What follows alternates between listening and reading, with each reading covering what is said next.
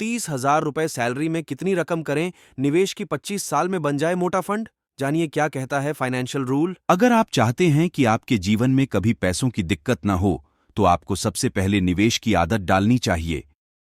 निवेश भी अपनी इनकम के हिसाब से होना चाहिए। आमतौर पर लोग निवेश तो करते हैं, लेकिन अपनी इनकम के हिसाब से नहीं करते हैं। लिहाजा छोटा मोटा निवेश भविष्य में बहुत बड़ी मदद नहीं कर पाता। फाइनेंशियल एक्सपर्ट की माने तो आमदनी में से कितना खर्च करना चाहिए और कितना बचाकर निवेश करना चाहिए, इसके लिए फाइनेंशियल रूल है। इस रूल को अगर आपने अपना लिया तो आपके पास भविष्य में कभी भी पैसों की दिक्कत नहीं होगी। इस फाइनेंशियल रूल से बनेगा वेल्थ। आपकी इनकम चाहे जितनी भी हो, फाइनेंशियल रूल के हिसाब से उसके 3 हिस्से करने चाहिए। ये हिस्से 50%, 30% और 20% के होने चाहिए। मान लीजिए कि आपकी मासिक आमदनी 30,000 रुपए है। इसमें से 50% 15,000 रुपए हुआ, 30% 9,000 रुपए हुआ और 20% 6,000 रुपए हुआ। 50% वाले हिस्से को आप घर के जरूरी खर्च पूरे करने के लिए रखें। 30% हिस्सा उन कामों के लिए जो लंबे समय से पेंडिंग हैं, या आप इन्हें बचत के लिए भी रख सकते हैं। इस तरह सैलरी का 80% हिस्सा पूरी तरह से आपका है, आप उसे अपने हिसाब से कैसे भी खर्च कीजिए। 20% हिस्से को बचत करें और इस रकम को निवेश करें।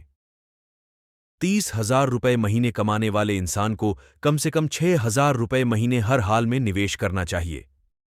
अगर आपकी उम्र 25 साल है और आपने लगातार 25 साल तक भी निवेश के इस रूल को अपना लिया, तो 25 साल बाद आपके पास अच्छा खासा फंड इकट्ठा होगा।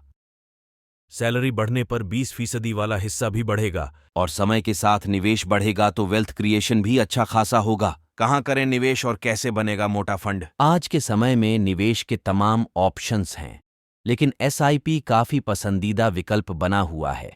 इसका कारण है कि इसमें औसतन 12% के हिसाब से रिटर्न मिलते देखा गया है, जो किसी भी स्कीम की तुलना में ज्यादा है।